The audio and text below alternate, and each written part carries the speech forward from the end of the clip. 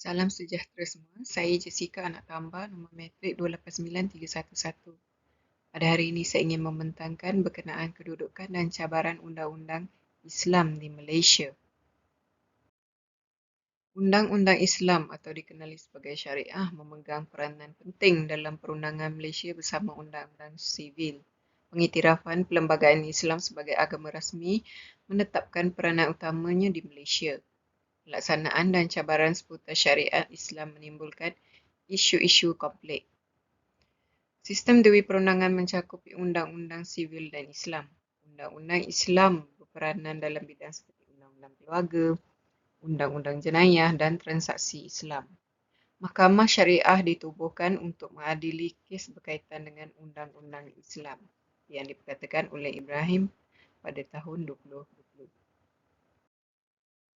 Untuk teori atau konsep yang berkaitan, prinsip dan konsep pemahaman perlembagaan adalah seperti kedaulatan undang-undang.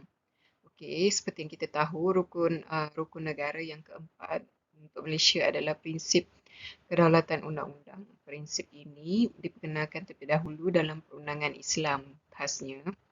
Prinsip kedaulatan undang-undang merujuk kepada status hukum negara sebagai pihak berkuasa tertinggi yang harus diterima dan diikuti oleh semua pihak atau lapisan masyarakat. Seterusnya adalah persamaan undang-undang.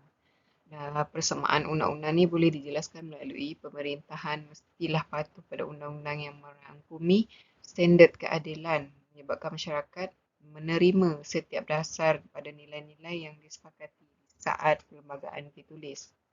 Okey, untuk keadilan semula jadi,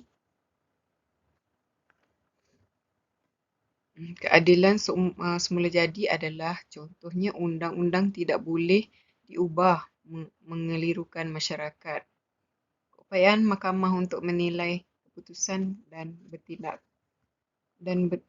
eksekutif menyerat adanya sistem pemeriksaan dan imbangan serta mahkamah harus bebas dalam melakukannya. Rentetan itu, kebebasan badan kehakiman adalah komponen penting dalam prinsip kedaulatan undang-undang.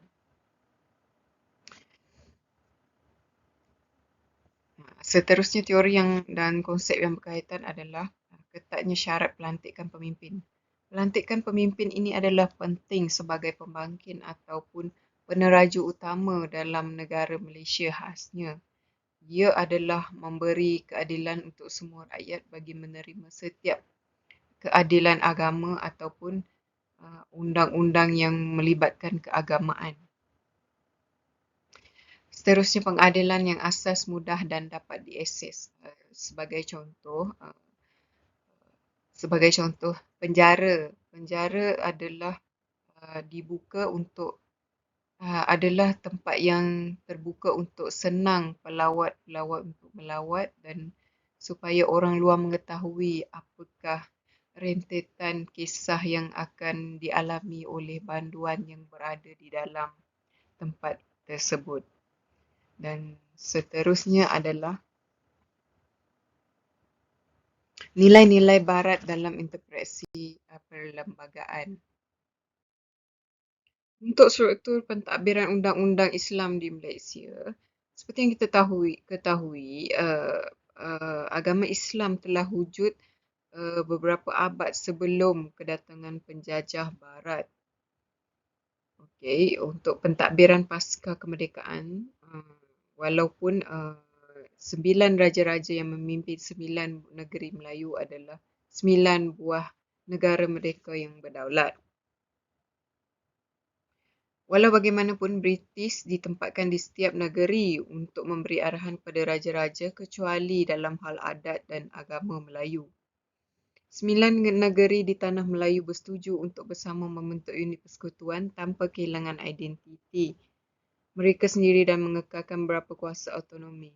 Penting untuk memperhatikan kedudukan ini kerana salah satu kuasa autonomi dikekalkan oleh raja-raja adalah kedudukan mereka sebagai raja-raja sebagai ketua Islam di negeri masing-masing.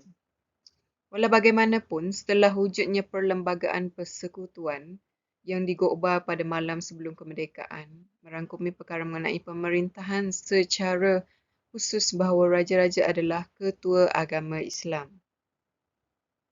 Seterusnya Perundangan Islam dan Majlis Agama Islam. Perundangan yang beroperasi sebelum kemerdekaan terus diperkukuhkan di Persekutuan Tanah Melayu.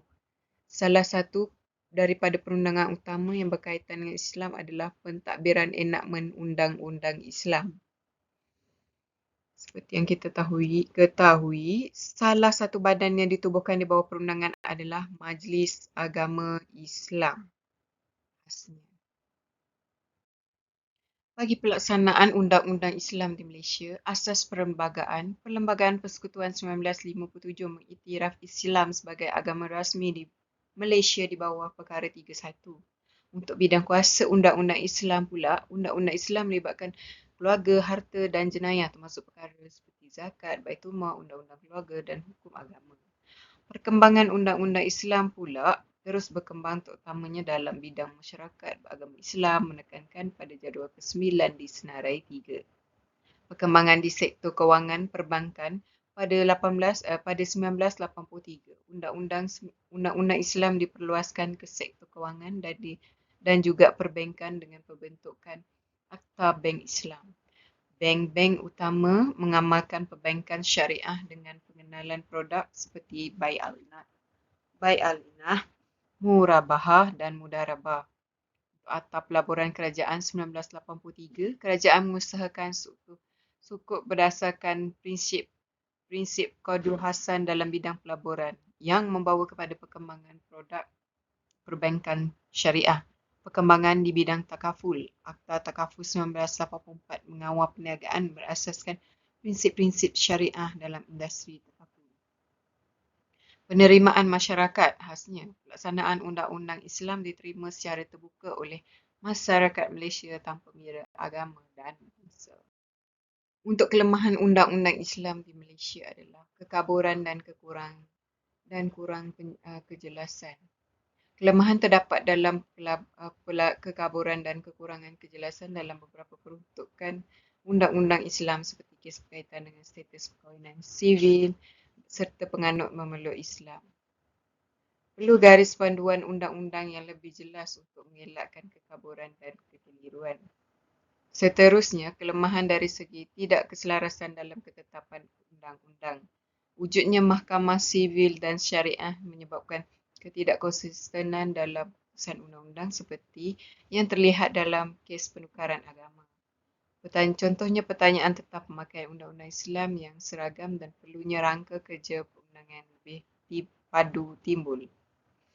Seterusnya, sekatan terhadap kebebasan beragama. Undang-Undang Islam mengenakan sekatan ke atas kebebasan beragama, terutama dalam isu penukaran agama Islam pada agama lain.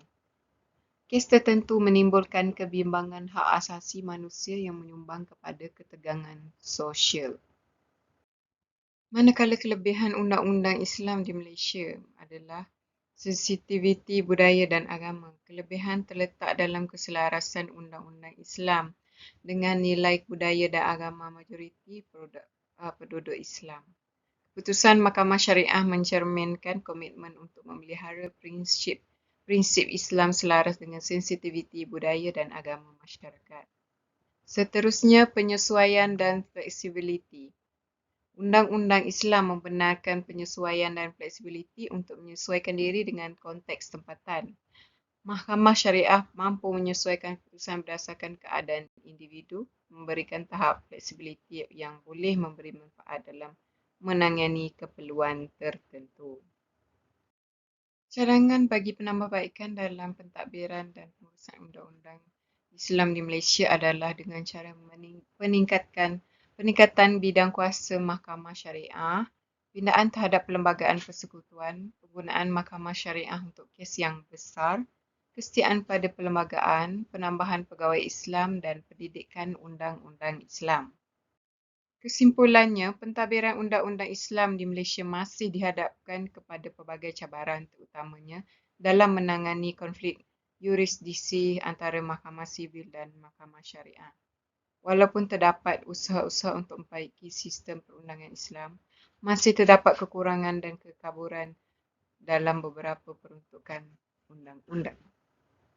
Itu sahaja dari saya. Sekian, terima kasih.